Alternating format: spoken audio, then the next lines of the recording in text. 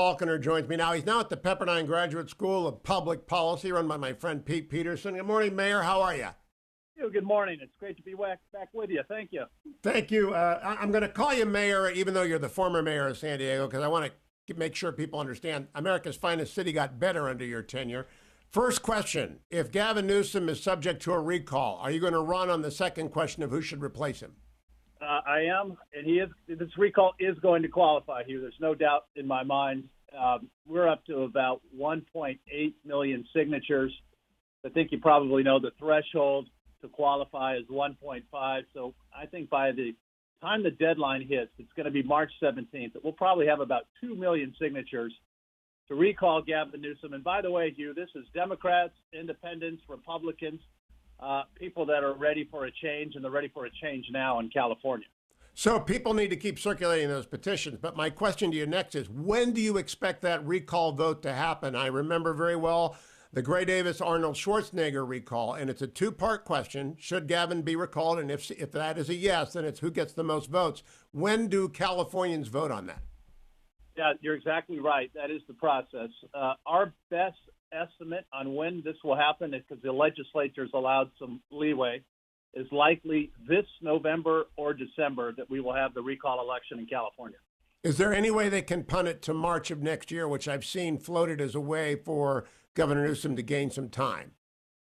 I've heard folks talking about that, Hugh, but I think the difficulty is going to be it will not be ready in California in terms of the census requirements for next year. So I think they'll look at any way possible to delay it. But again, I think when you run all the math and numbers and everything they're able to do to delay without messing around with the census, it's likely November or December.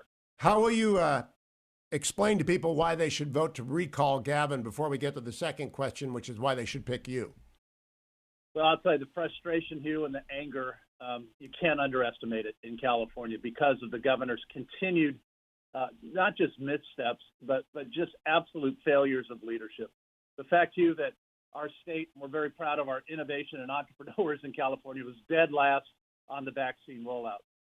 The fact that our public schools in California still aren't open. And I say that not just as a candidate for governor, but as a father with two kids who aren't in the classroom who should be.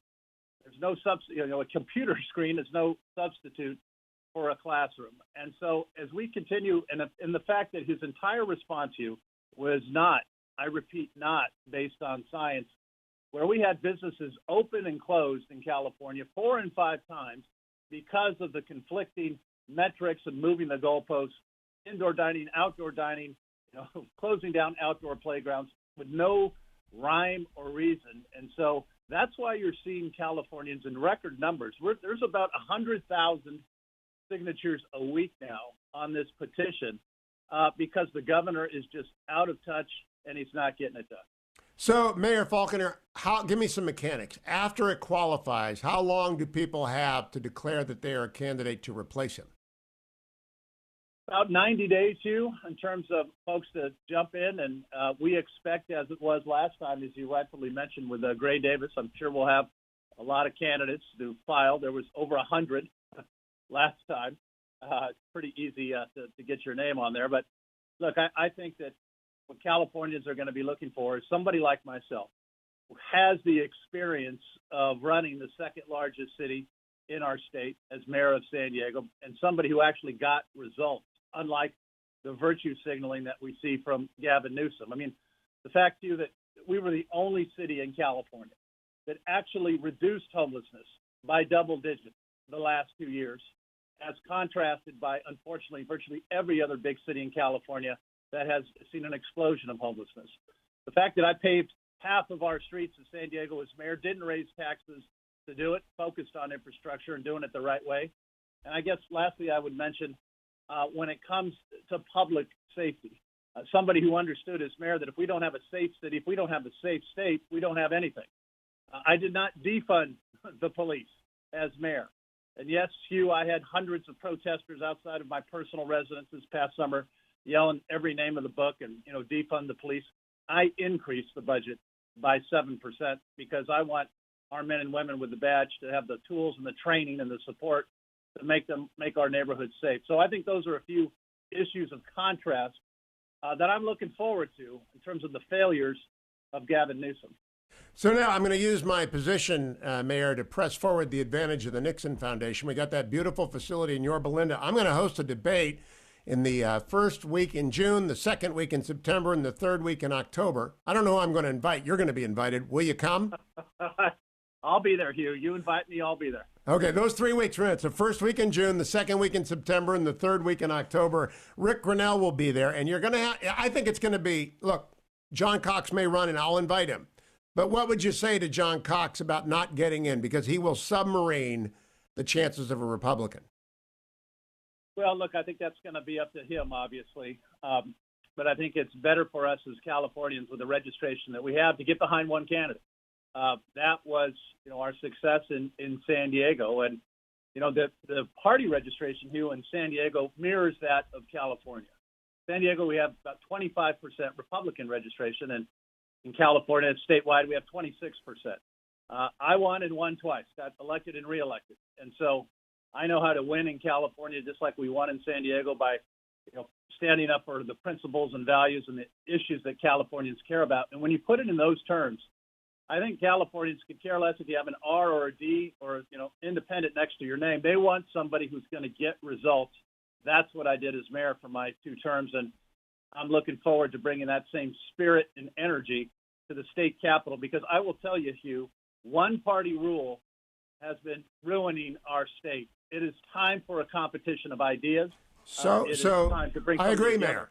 Are you going to have a conversation with Ambassador Grinnell, who's also thinking about running, about making sure there's only one center-right candidate on the ballot? I haven't yet, Hugh, but I'm happy to, because I believe that it's to all of our benefits to get behind one candidate, because what Gavin Newsom would love to do is to try to have a bunch of Republicans fighting against each other. That's not our recipe for success, particularly in a state with the registration that we have in California. Now, my friend John Barger is a huge Kevin Faulconer fan, so he's been lobbying me, and I said, I'm in Switzerland. I'm neutral. I know all these people, so I'm going to do the debates, and we're going to have great debates. My question, though, is Tom Steyer is making noise about getting in. He'll spend $100 million. Can you raise the money, Kevin Faulconer? We will raise the money, Hugh, to do what we need to do to be successful.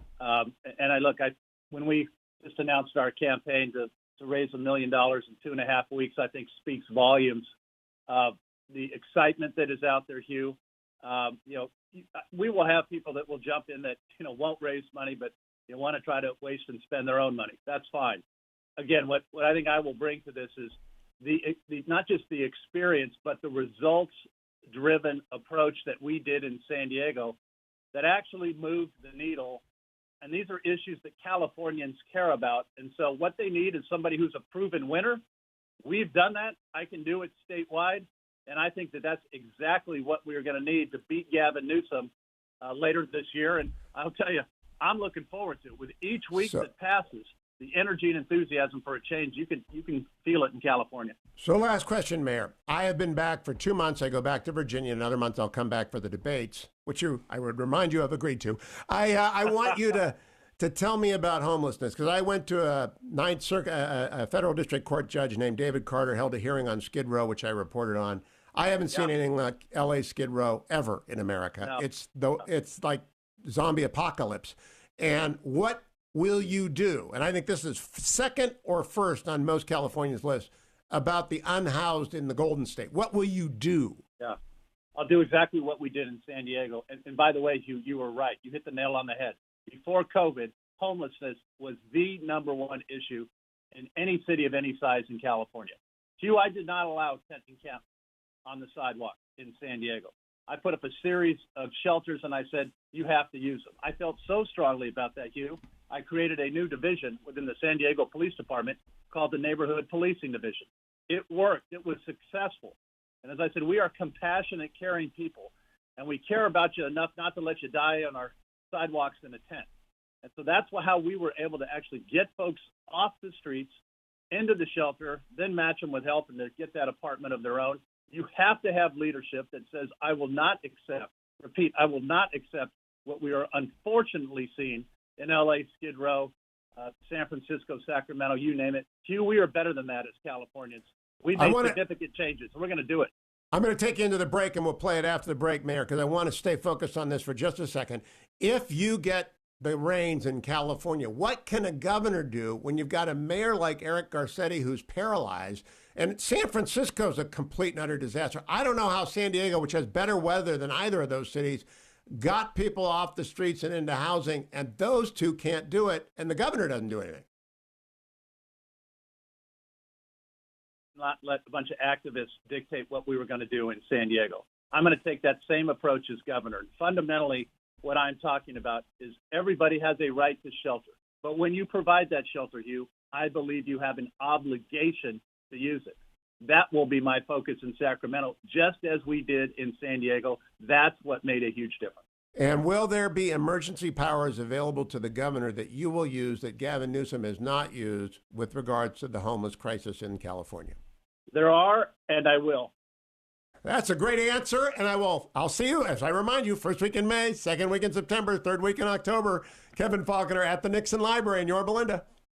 Hugh, thank you very much, and say hi to John Barger for me. I will.